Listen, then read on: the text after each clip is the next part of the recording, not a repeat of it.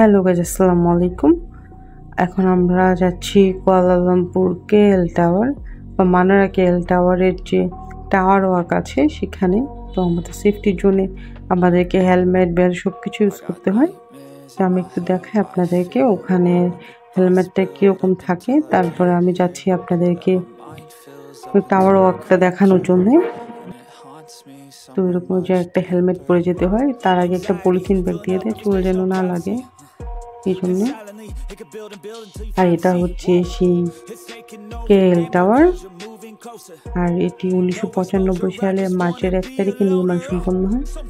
এটির মাথায় একটি এন্টেনা আছে, একটুকে দেখেছেন গোল এন্টেনা সহ। টাওয়ারটির মোট উচ্চতা 421 মিটার এবং এটি বিশ্বের 7ম বৃহত্তম মুক্তভাবে দণ্ডায়মান টাওয়ার। এটির ছাদ 335 মিটার উঁচুতে অবস্থিত। নিচের বাকি অংশে রয়েছে সিঁড়ি এবং লিফট, তার সাহায্যে টাওয়ারের উপর উঠা যায়। এখন আমরা টাওয়ার আপ করার জন্য টাওয়ারের উপর এসেছি। আর সাইডে একটা গ্লাসের বাউন্ডারি আছে, এই জায়গাটাতে আমরা দাঁড়িয়ে আছি। আর উপরে একটা পাইপের মতো আছে রোলার, তো ওইটাতে আমাদের বিলগুলো আটকানো আছে, জন্য অন্ধকার। আসলে এখানে যথেষ্ট সেফটি মেনটেন করা আছে, তাও যত সাবধানে হাঁটতে হয়, কারণ কিছু কিছু জায়গায় গ্লাস আছে এবং রেলিংটা অনেকটাই নিচু। এখানে যে কোনো সময় অঘটন ঘটতে পারে, এই জন্যে সাবধানতা অবলম্বন করা উচিত। আর গরমও লাগছে প্রচণ্ড, কারণ আমাদের তো ড্রেস পরা আছে, তার উপর আবার এরকম বেল্ট, এটা সেটা, মাথায় হেলমেট দিয়ে প্রচণ্ড গরম লাগছে। তবে কুয়ালালামপুর শহরটা উপর থেকে দেখে ভালোই লাগছে, এখন আলো ঝলমলে এত সুন্দর। এখানে আমরা ফ্যামিলি মেম্বার 5-6 জন আছি, সবাই মিলে এখানে ঘুরতে এসেছি। তবে এখানে আপনাকে উঠতে হলে আগে থেকেই এখানে বুকিং করে রাখতে হয়, 1 দিন আগে বা 2 দিন আগে করে রাখলে ভালো হয়, কারণ অনেক সময় সিরিয়াল পাওয়া যায় না। যদি লোকজন কম থাকে তাহলে আপনারা আবার এখানে ইনস্ট্যান্ট টিকিট করতে পারেন। এখানে একটা লাইট শো হয়, সাথে হচ্ছে মিউজিকও বাজে, কিন্তু এখানে যে লাইট শোটা মিউজিকটা আমি আসলে দিতে পারছি না, কারণ এই মিউজিকটা মানুষ এত বেশি ইউজ করেছে, এটাতে আসলে কপিরাইট খাওয়া লাগে। এই জন্য আমি মিউজিকটা মিউট করে দিয়েছি, শুধু লাইটিংটাই আমি দেখাচ্ছি। এখানে চমৎকার সুন্দর একটা মিউজিক আছে, কিন্তু এই মিউজিকটা ইউজ করলেই কপিরাইট, ইভেন ব্লকও খাওয়া লাগে। আমি একটা ভিডিওতে দিয়েছিলাম, এই জন্য আমি আর মিউজিকটা ইউজ করছি না। তো মিউজিকটা অনেক সুন্দর, চাইলে ইউটিউবে ওদের যে ওয়েবসাইট আছে ওখানে গিয়ে আপনারা ওই মিউজিকটা শুনতে পারেন। তবে এখানে একটা রেস্টুরেন্টের মতো আছে, এখানে আইসক্রিম, কোল্ড ড্রিঙ্কস এগুলো খাওয়া যায়।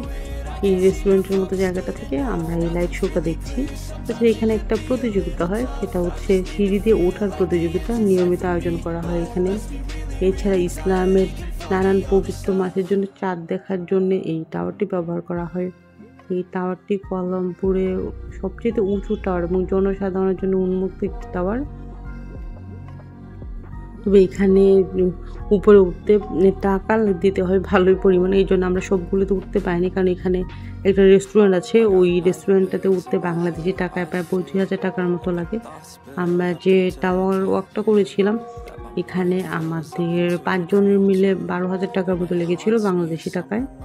আপনারা এই টিকিট বুকিংটা চাইলে ওখানে রিঙ্গিতেও করতে পারেন, অথবা যদি কার্ড থেকে করতে চান তাহলে ক্রেডিট কার্ডে করতে পারেন। খুবই অসাধারণ একটা জায়গা, যদি কুয়ালালামপুরে যান তাহলে অবশ্যই কেএল টাওয়ারে যাবেন, নাহলে একটা খুব সুন্দর জিনিস মিস করা হবে। আর এখানে সবুজ ঘাসের যে কার্পেটগুলো থাকে ওগুলো ইউজ করার মনে হচ্ছে যে শুধু কোনো একটা গার্ডেনে আছি আমরা। খুবই চমৎকার সুন্দর এই জায়গাটা। তো আমি আবার একটু লাইট শোটা দেখাই, এটা অনেক সুন্দর। তবে এই মুহূর্তে লাইট শোটা হচ্ছে না, লাইট শোটা বন্ধ করে দিয়েছে, কিছুক্ষণ হয়েছিল লাইট শোটা। তো আমরা এই রেস্টুরেন্ট থেকে চলে এসেছি নিচে। এই জায়গাটা হচ্ছে রেস্টুরেন্টের সামনের দিকটা, এখানে আরেকটা সিঁড়ি আছে, এখানে দেখাই। এই যে সিঁড়ি, এই সিঁড়িটা দিয়ে চাইলে আরও নিচে নামা যায়। এই যে বাউন্ডারিটা বিশাল একটা বাউন্ডারি, এটা কিন্তু ঢালু হয়ে নিচের দিকে নেমে গেছে, এটা কিন্তু সমতল না জায়গাটা, জায়গাটা একটু নিচু। যাদের পা একটু সমস্যা তাদের একটু সাবধানে হাঁটা উচিত, না হয় স্লিপ কেটে নিচে পড়তে পারে। তবে সবচাইতে মজা লাগে যখন বৃষ্টি হয়, তখন ওই যে সিঁড়িগুলোতে পানি পড়ে। এটা ঢালু দেওয়ার কারণটা হচ্ছে এখানে তো প্রচুর বৃষ্টি হয়, বৃষ্টির সময় না হলে পানি জমে থাকতে পারে। ঢালু থাকার জন্য সবুজ ঘাসগুলোতে বৃষ্টি পড়ে নিচের দিকে পানিটা নেমে যায়। তো এখানে বেশ কয়েকটা দোকান আছে ভিতরে, চাইলে টুকটাক যদি চকলেট বা কিছু কিনতে চান কিনতে পারেন। আর এখানে কয়েকটা সেলফি জোন আছে, এই যে আপনারা দেখতে পাচ্ছেন। এই সেলফি জোনগুলোতে ছবি তোলার জন্য ব্যবস্থা করা আছে। আর এই যে রুমটা, এই রুমটা হচ্ছে এইটা কিভাবে তৈরি করা হয়েছে একটা ডকুমেন্টারি দেখায়। কিছুক্ষণ পরে এই ডকুমেন্টারিটা শুরু হবে এখানে। আর এখানে ছবি তোলার জন্য এই জায়গাটা রাখা হয়েছে, এখানে আপনারা সেলফি তুলতে পারেন। আর সামনে হচ্ছে টিকিট কাউন্টার। এখানে তো বললাম তো বেশ কয়েকটা রাইড আছে, রেস্টুরেন্টে যাওয়াটা, স্কাই ওয়াক, স্কাই বক্স, এই টাওয়ার ওয়াক, এগুলো করতে গেলে আপনাকে টিকিট করতে হবে। এইখানে টিকিট করতে পারবেন, টিকিট করে উপরে প্রবেশ করতে পারবেন। তবে আমরা আস্তে আস্তে নিচের দিকে আছি, এই জায়গাটার নিচের দিক। এখানে টিকিট করা হয়, বেশ কয়েকটা কাউন্টার আছে টিকিট করার জন্য। তবে এখানে কেএল টাওয়ারে বেশ কিছু ভিডিও দেখায়, ছোটো ছোটো ক্লিপ এখানে দেখায়। কেএল টাওয়ার যে আশপাশের দৃশ্যগুলো কেমন দেখায়, এটাও এইখানে একটা ছোটো ছোটো ক্লিপের আকারে আছে। এই জায়গাটা অনেক সুন্দর। তবে আমরা আস্তে আস্তে বাইরের দিকে বের হব, অনেকক্ষণ হয়েছে আমরা এখানে এসেছি। আমরা কিছুক্ষণ পরে যাব পেট্রোনাস টুইন টাওয়ার দেখতে।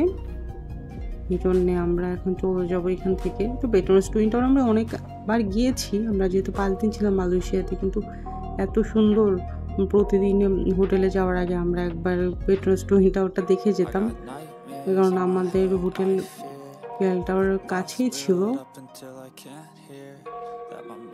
আর কেএল টাওয়ার থেকে যেতে খুব একটা টাইম লাগে না, কিন্তু মাঝখানে আমাদের হোটেল হয়।